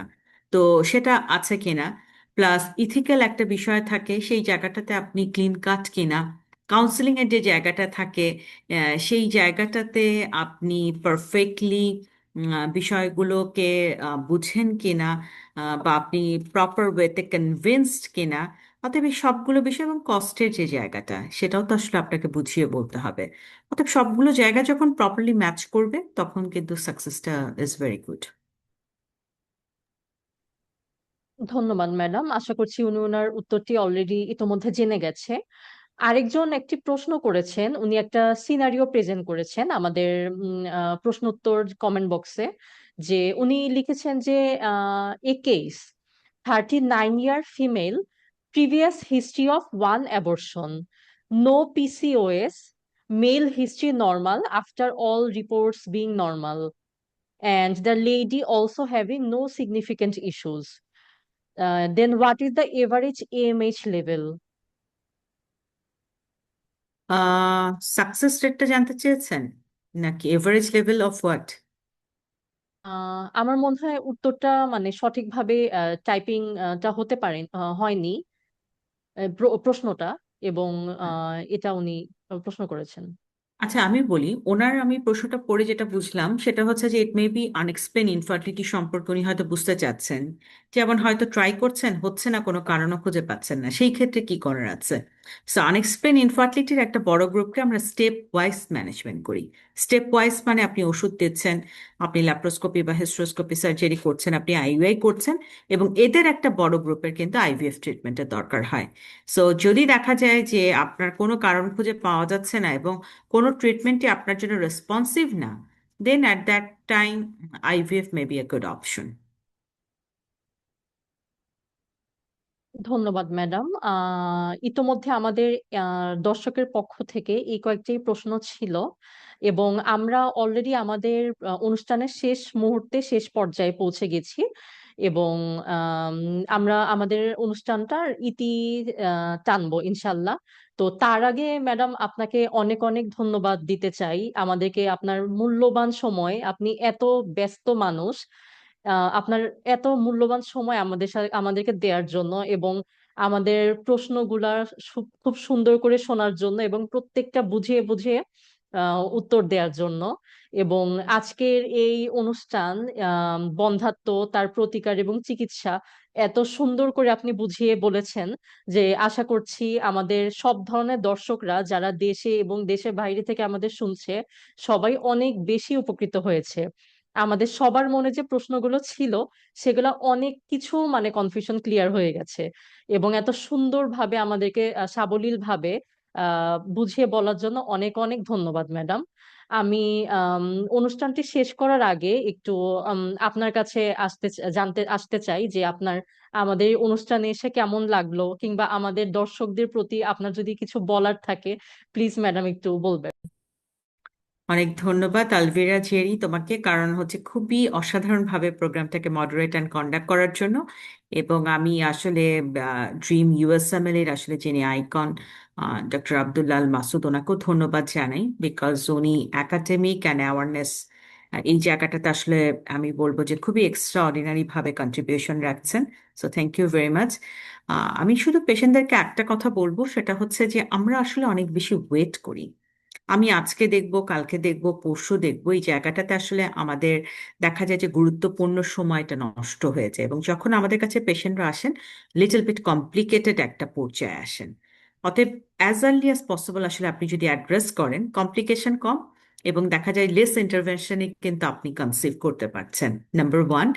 আর আমি যেটা দেখেছি, যেটা তুমিও আজকে বলেছো, যে একটা পেশেন্ট পারফেক্ট ট্রিটমেন্ট নেওয়ার আগে মিনিমাম 4 to 5 গাইনোকোলজিস্ট আর ফার্টিলিটি স্পেশালিস্টকে নক করেন, তাদের চেম্বারে যান, then come for the perfect person. সেই জায়গাটাতে যদি চুজ করার জায়গাটাতে ওনারা আরেকটু বেশি সাবধান হন এবং স্পেসিফিক হন, তাহলে কিন্তু ওনাদের ওই টাইমটাও নষ্ট হবে না, ইনভেস্টিগেশনের খরচটাও নষ্ট হবে না। তো সেটা মনে হয় যে একটু আমরা খেয়াল রাখতে পারি। তো আমাদের সকল নিঃসন্তান দম্পতিদের জন্য আসলে আমাদের শুভকামনা থাকছে, কারণ প্রতিটা দিনই আসলে তাদের সাথে আমরা কাটাই। আমরা জানি যে পর্দার আড়ালে আসলে তাদের মনের যে কষ্টের জায়গাটা, যে দুঃখ এবং যে আবেগের জায়গাটা লুকিয়ে থাকে, এটি আসলে খুব কাছ থেকে না দেখলে ফিল করা যায় না। এবং পরিবারগুলোর প্রতি আমার আহ্বান থাকবে যে পরিবারে অনেক সদস্যই আছেন এই সমস্যাটাকে বুঝতে চান না, তারা বারবার তাদেরকে প্রশ্ন করে বিব্রত করেন। সেই ক্ষেত্রে আমি বলবো যে পরিবারের খানিকটা সহানুভূতির দৃষ্টি এবং সহযোগিতা এই ধরনের দম্পতিদের জন্য অত্যন্ত জরুরি। সেই জায়গাটা যেন আমরা খেয়াল রাখি। ধন্যবাদ। অত্যন্ত ধন্যবাদ ম্যাডাম, এত সুন্দর করে আজকে আমাদের অনুষ্ঠানটা, এত সুন্দর আজকে আমাদের অনুষ্ঠানটা আলোকিত করার জন্য। তো আশা করছি আমরা আমাদের পরবর্তীতে আরো অন্য কিছু নতুন টপিক নিয়ে, নতুন বিষয় নিয়ে আমরা আলোচনা করব, হয়তো আরো নতুন কিছু অতিথি থাকবে এবং আমরা আশা করি আরো অন্য কোনো পর্বে অন্য কোনো বিষয়ে আপনাকে আমরা আবারও দেখব আমাদের এই অনুষ্ঠানে ইনশাল্লাহ। তো আমি দর্শকদের কাছ থেকে এখন বিদায় নিচ্ছি এবং দর্শকদেরকে বলবো যে আমাদের ড্রিম ইউএসএমএলই প্রতি সপ্তাহে হেলথ আওয়ার নামে স্বাস্থ্য সচেতনতামূলক অনুষ্ঠান পরিচালনা করে থাকে। আপনারা সবসময় ড্রিম ইউএসএমএলির পাশে থাকবেন, ড্রিম ইউএসএমএলি কে সাপোর্ট করবেন এবং ড্রিম ইউএসএমএলি অফিসিয়াল ফেসবুক পেজে চোখ রাখবেন, কারণ আমরা প্রতি সপ্তাহে হেলথ আওয়ার নামক স্বাস্থ্য সচেতনতামূলক অনুষ্ঠান পরিচালনা করে থাকি। ম্যাডামকে অসংখ্য ধন্যবাদ, এবং আমাদের দর্শকদেরকে যারা এতক্ষণ ধরে আমাদেরকে দেখছেন, দেশ থেকে দেশের বাইরে থেকে, এবং ধৈর্য সহকারে আমাদেরকে দেখছেন এবং প্রশ্ন করেছেন, আপনাদের সবাইকে অসম্ভব ধন্যবাদ। আপনারা অংশগ্রহণ না করলে এই অনুষ্ঠানগুলা কখনোই এতটা সুন্দর আলোকিত হতে পারে না। সুতরাং সর্বশেষ আমি ম্যাডামকে আরেকবার ধন্যবাদ দিচ্ছি, এবং আমাদের dream USML chairman doctor Abdullah Masud স্যারকে অসংখ্য ধন্যবাদ জানাচ্ছি। কারণ স্যার এত সুন্দর সুন্দর ছোট ছোট উদ্যোগ নিয়ে আমাদের এই ড্রিম ইউএসএমএল কমিউনিটিটাকে অনেক বেশি আম, আলোকিত এবং আলোড়িত করে থাকেন, এবং আমাদেরকে শুধু পড়াশোনা না, পড়াশোনার পাশাপাশি বিভিন্ন এক্সট্রা কারিকুলার অ্যাক্টিভিটিতে আমাদেরকে উৎসাহিত করেন, এবং আমাদের বিভিন্ন ডাক্তারদের এবং সিনিয়র স্যার ম্যাডাম, আমাদের রেসপেক্টেড সব সিনিয়র জুনিয়র ডক্টরদের যে নেটওয়ার্কিং এর ব্যবস্থা উনি করেন, এটার জন্য আমরা ওনার কাছে অনেক বেশি কৃতজ্ঞ। সুতরাং ইনশাল্লাহ আমরা let's hope for the best, এবং ইনশাল্লাহ আমরা আগামী দিনে নতুন কোনো টপিকে আমরা উপস্থিত হব। আমি এখন বিদায় নিচ্ছি। আমি ডক্টর আলবিরা হোসেন জেরি। আসসালামু আলাইকুম ম্যাডাম। আসসালামু আলাইকুম আমাদের সব দর্শকদের। আল্লাহ হাফিজ।